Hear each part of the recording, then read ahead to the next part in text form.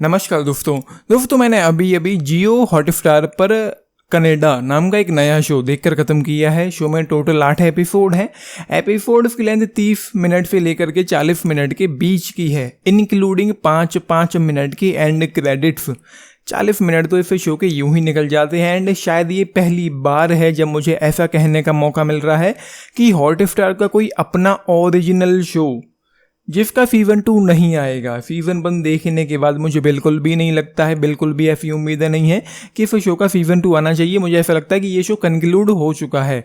And जैसी मुझे उम्मीदें थी इस शो को लेकर के, हॉटस्टार का शो है, मुझे ज़्यादा उम्मीदें कभी होती ही नहीं है। तो जैसी मेरी एक्सपेक्टेशन थी ये बिल्कुल वैसा ही निकल के आया है। एंड यहाँ पर चीज़ें यूँ होती हैं कि पहले तो शो 90s के दशक में कनाडा में सेट है। एंड यहाँ पर एक कैरेक्टर है निम्मा, निर्मल चहल, जिसका नाम निकम्मा होता तो आई गेस और ज़्यादा बेटर होता। तो निम्मा एक ब्रिलियंट स्टूडेंट एंड स्पोर्ट में भी अच्छा था, रैपिंग भी करता था, मतलब गाने वगैरह। उसके बाद रेसिज्म के चलते चीज़ें कुछ ख़राब हो जाती हैं उसके साथ एंड वो वर्ल्ड ऑफ क्राइम में इंटर कर जाता है। उसके बाद ड्रग्स वगैरह एंड धीरे धीरे मर्डर भी करना, इन चीज़ों में वो उलझ जाता है, फंस जाता है। बस यही कहानी फिर शो की आप लोगों को देखने को मिलेगी। और ये जो कैरेक्टर है निम्मा, इसको जिन्होंने भी प्ले किया है उनको मैंने पहली बार स्क्रीन पर देखा है। अगर पहले कभी देखा हो तो मुझे याद नहीं है। एंड ये शो भाई मैं पहले ही बता दूं, ना तो मुझे बिल्कुल भी इंटरेस्टिंग लगा है, ना बिल्कुल भी इंगेजिंग है, ना कोई इंटेंसिटी है, ना कोई एक्साइटमेंट है। मतलब ट्रीटमेंट के नाम पर ये शो ज़ीरो है। बिल्कुल भी इंगेजिंग मुझे नहीं लगा है, बिल्कुल भी इंटरेस्टिंग मुझे नहीं लगा है, बिल्कुल भी लाइकेबल नहीं लगा है। सपोर्टिंग कैरेक्टर्स मुझे थोड़े बहुत सही लगे थे, लेकिन इस शो का जो लीड कैरेक्टर है निम्मा मुझे बिल्कुल भी पसंद नहीं आया। मतलब उस किरदार में मैं बिल्कुल भी इन्वेस्ट नहीं हो पाया। मुझे यहाँ पर कुछ भी इंगेजिंग नहीं लगा। एक सिंगल ऐसा मोमेंट नहीं था इस पूरे शो में, 8 एपिसोड जो मैंने देख डाले हैं, एक सिंगल ऐसा मोमेंट नहीं था इस शो में जो मुझे ऐसा लगा हो कि वो कुछ सही था, जो कुछ अच्छा हो, ऐसा मैं कह सकूं। एंड जियो और हॉटस्टार एक साथ आकर भी कोई तोप नहीं चला पा रहे हैं, बस हमारे पैसे और टाइम वेस्ट करवाए जा रहे हैं। एंड इन लोगों के मुताबिक ये शो 90s में सेट है। एंड ज़रा आप लोग इसकी हेयर स्टाइल देखो और ख़ुद से पूछो क्या ये 90s जैसा लग भी रहा है कहीं से भी, किसी भी एंगल से।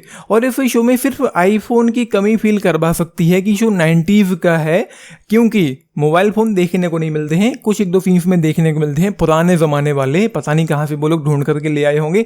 उसके अलावा गाड़ियाँ एक दो को छोड़कर जो पुराने ज़माने की यहाँ पर दिखाई पड़ती हैं, जैसे कि आजकल आपको इंडिया में भी MF देखने को मिल जाती है, वैसे ही कुछ एक दो गाड़ियाँ पुराने ज़माने की देखने को मिल जाती हैं। उसके अलावा hair style, dressing sense, colour, रोड्स, उनको देखकर तो कोई भी नहीं कहेगा कि ये शो 90s में सेट है। प्लीज़ मुझे ये मत बताना कि ये मतलब कनाडा का शो है, इंडिया का नहीं। मुझे बहुत अच्छे से मालूम है, जो मैंने देखा है, अगर आप लोग देखोगे तो समझ जाओगे कि ये शो विजुअली कैसे लगता है। मतलब 90s का तो मुझे ये कहीं से भी किसी भी एंगल से लगा नहीं है कि ये शो 90s में सेट हो भी सकता है।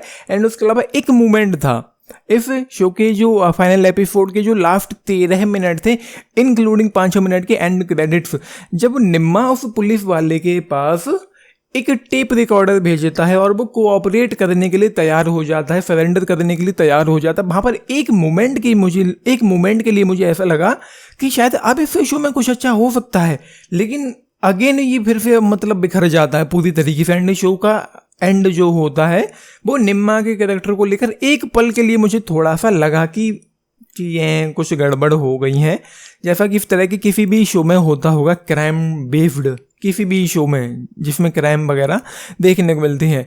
एंड यहाँ पर आप रणवीर शौर्य के कैरेक्टर को देखेंगे, बाजवा, उनका जो कैरेक्टर है, आप देखना कभी उनके फेस पर, रणवीर शौर्य के फेस पर कभी असली वाली बियर्ड देखने को मिलती है तो कभी नकली वाली बियर्ड दिखाई पड़ने लगती है।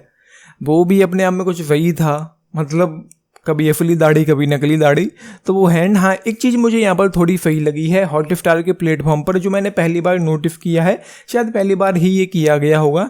आपको इस शो को देखने के लिए एक नया ऑडियो ऑप्शन मिलता है, 100% हिंदी वाला। मतलब हिंदी के अलावा जितने भी डायलॉग हैं, इंग्लिश में हो या पंजाबी में हो, वो सब हिंदी में डब करके अवेलेबल हो जाते हैं। तो वो मुझे सही लगा, कुछ बहुत से लोगों के लिए काफ़ी ज़्यादा हेल्पफुल हो सकता है।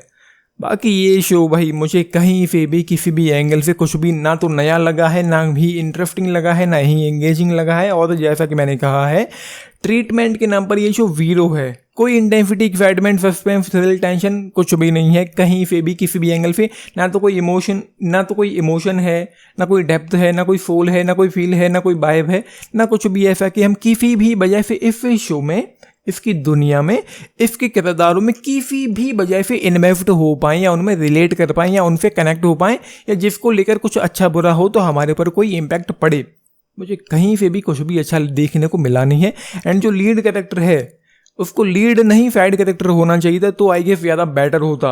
उनके अलावा कोई भी लीड कैरेक्टर यहाँ पर हो सकता था। मतलब लीड कैरेक्टर में ही कोई दम नहीं है इस शो के, यही है। बाकी यार कुछ मैं कहने वाला था लेकिन नहीं कहूँगा, तो वो है। बाकी यार क्या ही रेट करूँ, जस्ट 1.5 स्टार आउट ऑफ 5 इस शो के लिए। बाकी 10 में से अगर आप लोग पूछें, मेरे पास कुछ भी नहीं है देने के लिए। बाकी परफॉर्मेंसेस मुझे यहाँ पर ज़रूर अच्छी लगी हैं, उसके अलावा मुझे इस शो में कुछ भी अच्छा नहीं लगा है। टाइम वेस्ट करना हो तो देख लेना, बाकी आप लोगों की मर्जी है। देखा है, देख रहे हैं, अपने टेक्स जरूर लिख के बताना। बाकी यार लाइक शेयर सब्सक्राइब भी करना चैनल को, वीडियो को and this is Nitish signing off. Thank you.